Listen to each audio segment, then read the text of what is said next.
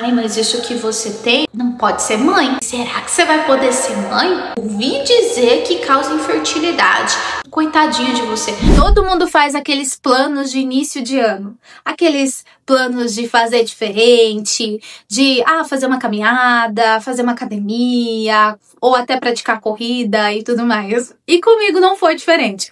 Eu comprei até um tênis, estava super animada com o tênis, porque eu falei, agora eu vou correr, eu vou ser uma corredora profissional, eu vou me desenvolver horrores, vou fazer tudo que eu não pude fazer em 2024. Só que eu esqueci que um fator determinante que me impediu de fazer tudo isso que eu coloquei no papel foi uma fadiga crônica, um cansaço absurdo que eu sentia, com muita cólica, com muita dor, que eu ficava em casa com essas dores. Então, eu tinha me esquecido desse detalhe.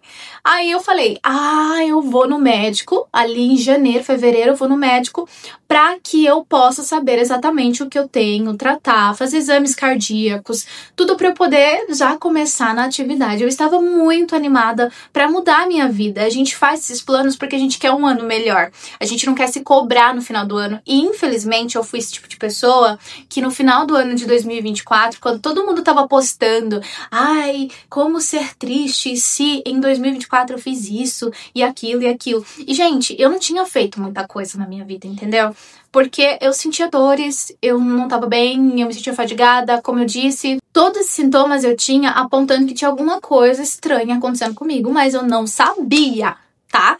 Porque os médicos falavam que não era nada, que tava tudo certo comigo. Vitamina, tudo certo, os exames mostravam tudo certo, eu fazia os preventivos, tava tudo ok, então eu não sabia o que estava acontecendo, achava que realmente era uma frescura, era uma desmotivação, era uma falta de vontade, e comecei a acreditar que eu poderia mudar essas situações somente com a vontade, somente mudando a vontade de fazer as coisas. Enfim, comecei todos os exames e fiz, aí apontou que eu tenho prolapso da válvula mitral, que é algo bem comum nas pessoas, mas já fiquei assustada. Mal eu sabia que tinha muita coisa para aparecer ainda, tá? Então, desde 2022, eu venho correndo atrás dos médicos, mas eles falando que não tinha nada. Só que tinha um cisto complexo no ovário, que esse cisto pode sumir, que não sei o quê.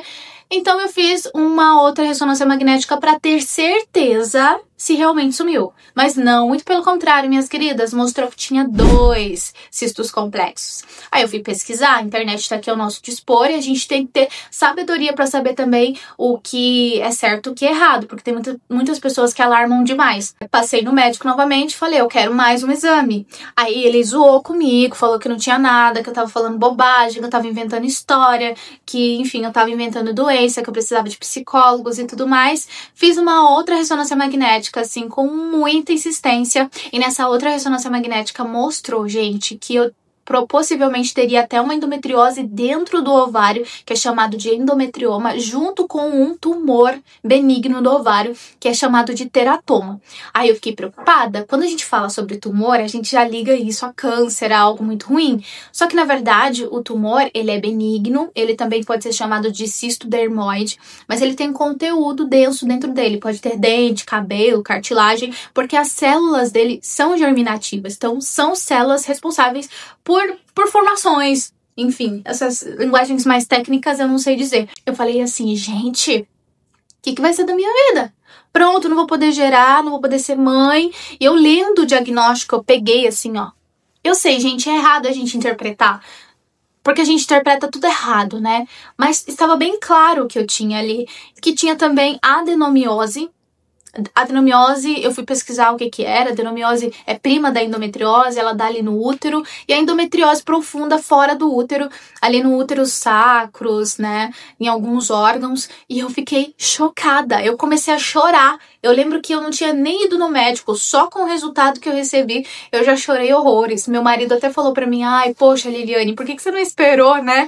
Não tinha que ler hoje, mas eu li. Gente, eu fiquei mal. Muito mal, porque a primeira coisa que vem na minha cabeça é, será que eu vou poder gerar? Será que eu vou poder ser útil? Como se ser útil só fosse sendo mãe, como se ter filhos só fosse gerando de mim mesma.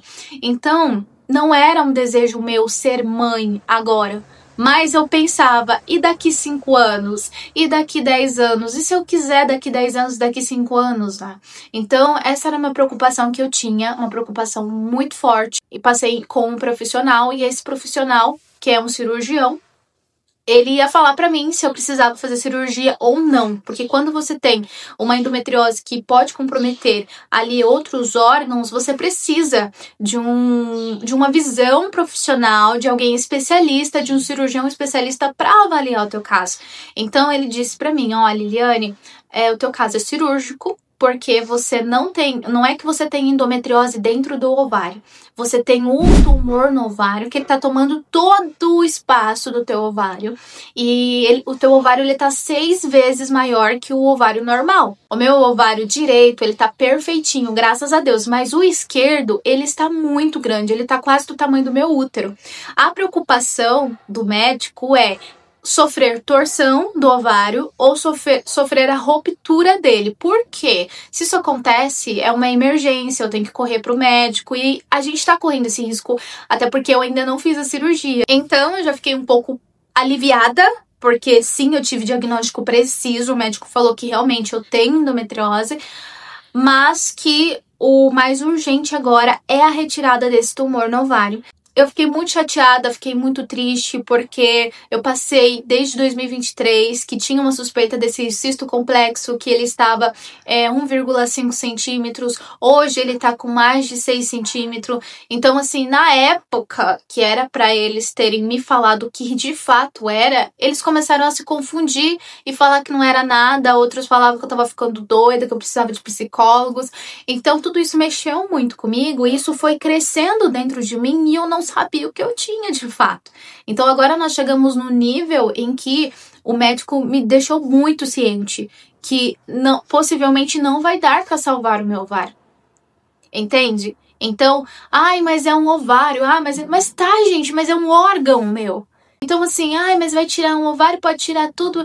Claro, se pudesse tirar tudo, a gente tiraria, mas é um órgão que sim, faz parte de mim. Não invalide o sentimento de uma mulher que tem que tirar uma parte dela. Só que agora, entendendo que não tem muito o que fazer, que é preciso fazer essa cirurgia, que tem que fazer essa cirurgia porque ele não é um tumor que cura, não é um tumor que dissolve, ele é um tumor que precisa ser retirado, porque ele cresce. E ele causa desconforto abdominal, eu sinto dor nas costas, principalmente por conta dele. Então a gente vai fazer a cirurgia para que tire. Só que não tá sendo fácil, porque os planos que eu tinha para esse ano, por exemplo, eu tive que parar, porque eu não consigo, eu não posso, sou proibida de fazer alguns exercícios físicos, como corrida, todo exercício de alto impacto ou exercício que force o meu abdômen, eu não posso fazer. Então isso é bom? Não, isso não é bom, porque frustrou todas as minhas expectativas referente a esse ano. Só que, por outro lado, eu tive o diagnóstico preciso, que demorou, mas tive. E eu acho que isso é algo que todas as mulheres deveriam ter.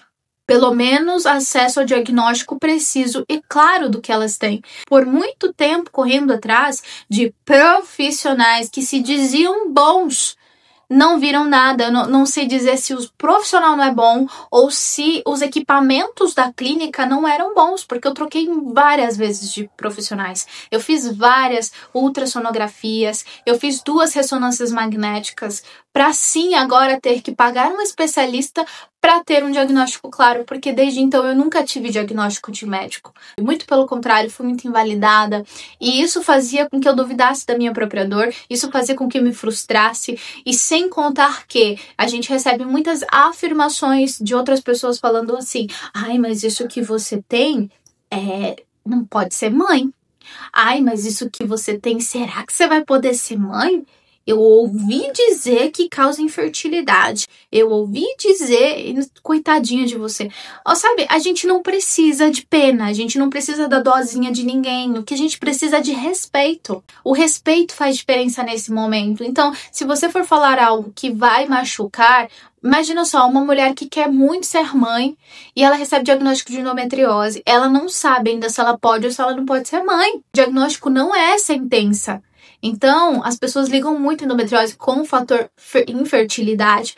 Só que sim, pode ser limitante, mas não significa que não vai ser impossível ela ser mãe. Eu conheço muitas mulheres que têm endometriose e foram mães de 3, de 4 e depois descobriram endometriose. Assim também eu conheço mulheres que descobriram endometriose por conta de uma infertilidade. O nosso corpo é um diferente do outro, entende? O nosso valor não está só em gerar, nosso valor está em amar, em cuidar, em zelar.